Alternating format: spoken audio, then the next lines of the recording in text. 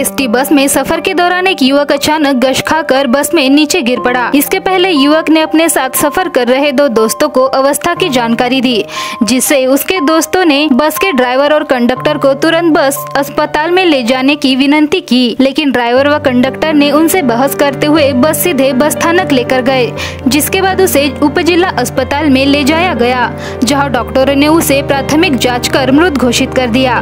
मृतक युवक का नाम डोंगरला निवासी चुन्नीलाल राउत उम्र 34 वर्ष बताया गया है। यह घटना सोमवार 6 मई की रात्रि में तुमसर में घटी। एसटी बस के ड्राइवर और कंडक्टर की लापरवाही के कारण युवक की मृत्यु होने का आरोप लगाते हुए मृतकों के परिजन व गाँव वासियों ने बस स्थानक में पहुंचकर हंगामा किया। इस समय संबंधित बस के ड्राइवर और कंडक्टर के खिलाफ कार्रवाई करने की मांग की गई है। जानकारी के अनुसार चुन्नीलाल यह सोमवार को कामठी से ट्रेन से रात 8:30 बजे देवहाड़ी रेलवे स्टेशन पर पहुंचा। दौरान गोंदिया से तुमसर होते हुए भंडारा जा रही बस क्रमांक MH40N 9242 से वह तुमसर की ओर जाने के लिए निकला, लेकिन तुमसर शहर के पास स्थित लोटन पोहा मिल के पास पहुंचते ही वह गश खाकर नीचे गिर गया। चुन्नीलाल के दोस्त उमेश शिवनकर और सचिन शिवनकर ने बस के चालक व वाहन को घटना की जानकारी दी और बस तुरंत अस्पताल ले जाने की विनती की, लेकिन एसटी विभाग के दोनों कर्मचारियों ने चुन्नीलाल के दोस्तों के साथ विवाद किया और बस तुमसर बस स्थानक पर लेकर गए। दोस्तों ने वहां से दोपहिया से चुन्नीलाल को उपजिला अस्पताल पहुंचाया। वहां पर डॉक्टरों ने उसे मृत घोषित किया। इस घटना के बाद उपजिला अस्पताल व तुमसर बस स्थानक पर नागरिकों की भीड़ जमा हुई। इस पूरे घटना की जांच कर दोषियों पर कार्रवाई करने की मांग की गई है। ज्या प्रकारे जी घटना घडलेली आहे त्या घटनेमध्ये ज्या ठिकाणी त्या प्रवाशाची तब्येत खराब झाली, प्रवासी चुन्नीलाल राऊत ज्या ठिकाणी तब्येत खराब झाली तो स्पॉट लोटन पोहा मिल, त्या लोटन पोहा मिल जवळ जेव्हा तब्येत खराब झाली तेव्हा त्या प्रवाशांनी त्याच्या सोबत असलेल्या प्रवाशांनी जो मृत पावलेले आहे त्या प्रवाशाच्या सोबत असलेला प्रवासी सचिन शिवनकर यांनी जेव्हा त्या वाहकाला म्हटलं की गाडी थांबवा किंवा हॉस्पिटलला घेऊन चला, तेव्हा त्या कंडक्टरनी वाहकांनी कोणत्याही प्रकारचं काही न करता तुमसर बस स्टॉपवर गाडी आणली आणि उभी केली। उभी केल्याच्या नंतर त्याला काही न विचारता सरळ तो वाहक एसटीच्या खाली गाडीच्या खाली उतरला आणि आपलं कुठे गेला माहिती नाही। त्याच्यानंतर त्या प्रवाशाला तो प्रवासी जेव्हा गाडीमध्ये त्याची तब्येत खराब झाली झोपला होता सीटवर, त्याला उतरवून सोबती जे सोबत होते त्यांनी खाली उतरवलं। उतरवून सरांनी जेव्हा तो कोणत्या अवस्थेत होता, बेशुद्ध अवस्थेत पडून होता, त्या अवस्थेत त्याला सचिन बाळबुदे या डॉक्टरकडे नेला असता सचिन बाळबुदे हा हॉस्पिटल गिनतीच्या 2 मिनिटाच्या किंवा बस स्टॉपवरून निघाला 2 मिनिटं नाही लागतील त्या बस स्टॉपवरून म्हणजे हॉस्पिटल पर्यंत जाण्यापर्यंत, तिथं जातपर्यंत त्या व्यक्तीला मृत घोषित केला। मृत पावला म्हणून त्यांनी सरळ सरकारी हॉस्पिटलमध्ये न्यायला सांगितलं। तेव्हा ही जी घटना आहे आणि ही जे चालक वाहक आहेत यांच्यावर मनुष्यवधाचा गुन्हा नोंदवायला पाहिजे, हीच माझी मागणी आणि